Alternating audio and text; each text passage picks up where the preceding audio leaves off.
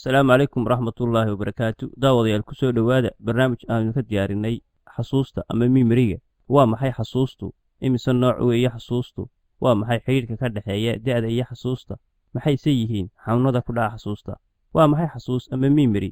Waxaa jira laba nooc oo ay dadku u yaqaanaan xasuusta oo kala ah warehouse iyo type recorder.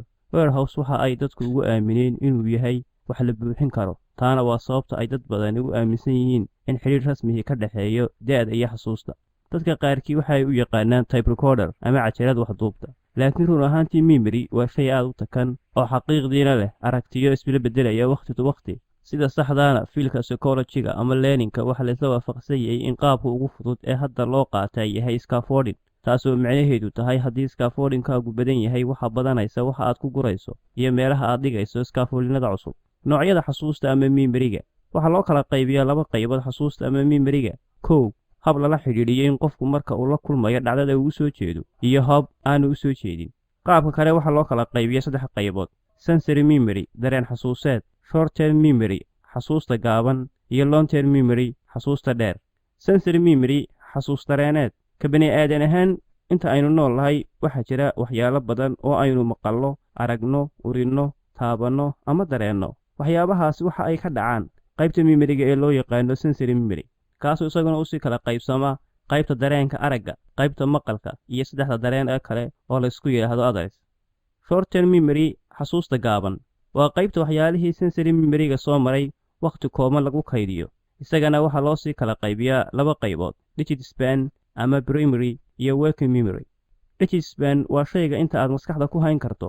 working memory waa inaad isku qaban karto laba shay isku mar adiga oo process gareynaya wixii lagu sheegay. waa inaad xasuusan kartaa. long term memory xasuusta dheer waa xasuusta fog taasoo ku timaada kadib ku celcelin waqti qaadatay. waxaanu u kala baxaa saddex qaybood: episodic memory, semantic memory, and perceptual memory. episodic memory waa waxyaalihii ku soo maray ee adiga ku gaarka ahaa ee markii ay dhacayeen aad wax badan u soo jeeday. tusaale ahaan maalinka arooskaaga ama maalinka aad ubad yeelatay, ama haddaan si kale kuugu dhigo waa qaamus hoosaadka qofka.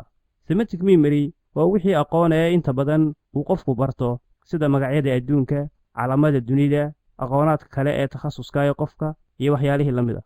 perceptual memory waa awoodda waxqabad ee qofku shay ku qabto isaga oo aan diiradda saarayn tallaabooyinka hawsha uu qabanayo, sida baabuur barashada, baaskiil kaxaynta, kubad ciyaarka iyo wixii la mid ah. xiriirka ka dhaxeeya da'da iyo xasuusta miyay tahay da'da lafteedu mid keenta xasuus xumada mise waxba u weheliya? xaqiiqdii waxaa jira noocyada aan ka soo hadalay xasuusta kuwa ay da'du saameyn taban ku yeelato iyo kuwa ay saameyn togan ku yeelato, sida working memory-ga iyo semantic memory-ga. waxaa jira in working memory-ga ay da'du ku yeelato saameyn taban oo aad aragto marka ay dadku gaadhaan inay ku odhanayaan marka aad la hadlayso igu soo celi hadalka iyo maan fahmin wixii aad tidhi iyo wixii la mid ah. taas oo ah in qofku aanu hadalka xasuusan karin isaga oo ka fikraya. dhinaca kale da'du waxay saameyn togan ku yeelataa semantic memory-ga oo ah in qofku markasta uu sii weynaado khibrad iyo waayo aragnimo ay u korodho, taas uu kaga fiican yahay dadka yaryar ama dadka aan khibradda badan lahayn. bal haddaba waxaan eegi doonaa faktarrada saameeya ama saameynta ku yeesha xidhiirka ka dhaxeeya da'da iyo xasuusta, taasoo aan u kala qaybin doono mid internal ah ama gudaha qofka ka timaada iyo mid external ah oo qofka bannaanka kaga timaada. aynu ku horrayno kuwa qofka gudaha kaga yimaada, sida yididiilada, caadifadda, xanuunka, caafimaadka, isku kalsoonaanta qofka iyo wixii la mid ah. aynu eegno kuwa qofka bannaanka kaga yimaada, sida goorta, goobta, dhaqanka, khibradda waxweydiinta, khibradda aqooneed iyo khibradaha kale ee deegaan. xanuunada ku dhaca xasuusta. xanuunada ku dhaca xasuusta way noocyo badan yihiin. waxaynu ka soo qaadanaynaa saddex ka mid ah xanuunada ku dhaca xasuusta, sida memory illusion ama khayaalka xasuusta oo inta badan ku dhaca dadka waaweyn, marmara dadka yarar lagu arko. retrograde amnesia oo ah inuu qofku ilaawo wax hore u soo maray ama uu u soo bartay, taasoo ay keento xanuun ama dhaawac qofka soo gaadha ama sida shil oo kale.